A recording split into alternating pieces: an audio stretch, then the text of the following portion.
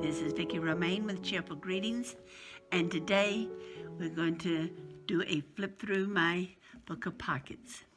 This is the front of it. It has a background of a bird cage with flowers, and the front is the same designer paper, but I've added tulle to it, blue tulle, and a cutout of a bird, and have put some artificial flowers on top of the background. So I like the way that worked out. It really has nothing to do with what's inside. In other words, I really have no theme to my book of pockets other than the fact that it's full of pockets. This particular book has an unusual design. You've noticed that the edges are scooped out, and so the pages, they are from the dies that I got at AliExpress, and the dies are also different sizes to make different size pages. We will look at those in a minute. I had no problem with that except for the cover, and I had to cut the cover freehand because it was too large to go in my big shot. But that was not too difficult to do. It would take the background paper, but not the page itself. So let's look and see what we have inside. These pockets are not in the order in which I did them. I did pockets A through K, but they're not in the book in that order. First pocket I have here is just a plain pocket. It was covered with crinkled wax paper, so it would have kind of a unusual texture to it, and have a scooped out area. And I just put this thing in here to show that it is a pocket. And I have a little guy there that looks like he's from the 20s. I believe he's a Tim Holtz. Next is a pocket. It's a corner pocket. And I put lace on it. These tags or little pieces of paper have no importance. I'm just using them to show the pocket. I put a little butterfly up there, but I like the lace on here. Now, this page has a hidden pocket, and that's between the sheets themselves. Remember when I said it took 2 pages to make a page, or one side is glued to the other side, and then down at the bottom they're separated and fit on the spine. But you fix the ones that you want to have a hidden pocket, you put a strip of tape down there so that it would stop your pocket and not go all the way through. Excuse me, so it won't stop your tag and go all the way through. This pocket is not really a pocket, but it does hold something, so that's why I'm calling it a pocket. And that's a belly band. And they're really easy to do. You just glue the 2 edges of a piece of cardstock and leave the middle open. And there's a little girl down there, and it will hold whatever you'd like. I put flowers on the end. This particular pocket here opens up, and I just have a tag down there that I haven't even decorated.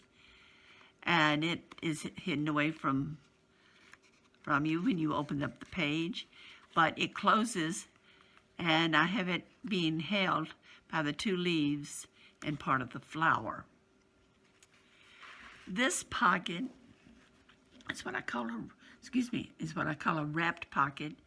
And all these pockets can be made different sizes. I just wanted this one small.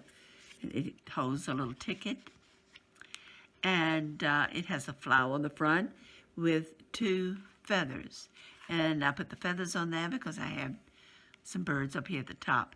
And my birds are flat on the page because I want to be able to take my items in and out without the birds being in the way.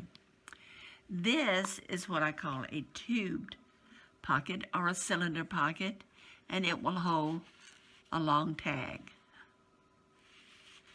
On front of it, I have put lace and a little flower. And my little man here looks like he is the composer of this music here that the tag is made out of. This page is got loads of items on it. First, let's go with the fact that it has a hidden pocket, and this time the hidden pocket is on the side. And I've made it so it'll only go so far. That's as far as it'll go. So if you put a tag in here this size, you'll let it stick out, which is fine with the size of the cover that I have. So that's the hidden pocket on this one. Here I have a little pocket. If you notice, it's indented there to make it easier to put your item in and out. I have a pocket back here that has the indentation. That's this area in here. Then I have a third pocket that's up here between the two. So this has quite a bit on this page. And I put some layered digitals on the pocket to kind of give it a little depth. And I trimmed some lace at the bottom. I have some lace at the bottom. As I said, this has the hidden pocket. My last page is what a friend of mine calls a Burrito Pocket. And it will hold some items. Nothing real small, because it'll go through. You need something to, and this can be made wider or much narrower, depending on how you make it. And she had called this a burrito pocket. So I thought, well, if that can be a Dorito pocket, why don't I try my hand and make it a taco pocket? And that's this one here. And let me see if I can put it. This is too large for the pocket, but it'll show you a little bit how it's made. And that's made from a doily. And it was coffee stained. I did not distress the edges because the doily was too fragile. And I wanted the lace just to be like it is. But it can be made out of anything that's round, because the only thing I did that was folded up about a third and turn in the ends, and that made my taco pocket. So this is my book of pockets. Got a little speck of something here that wants to stay on my book. And I've got my pale blue on the inside. As again, I said the back is the same as the front, except for the embellishments. I hope you enjoyed the tutorials I did, the whole series of a book of pockets. And if you enjoyed my walkthrough but did not see the videos, please go back. They're called a book of pockets, pocket A, a book of pockets, pocket B, etc., all the way down to pocket K. That's how far I went. And there are plenty more pockets you can make, but my book was getting full, and I thought it was time to stop this for now. Who knows, I may go back to it and do some other pockets. But I'm real pleased with the way it turned out, and I hope you are too. If you will, please make a comment whether or not you liked my series, or whether or not you liked the final book. And if you will, please subscribe. I have loads of ideas of things I'm doing in the future, and I hope to see you there.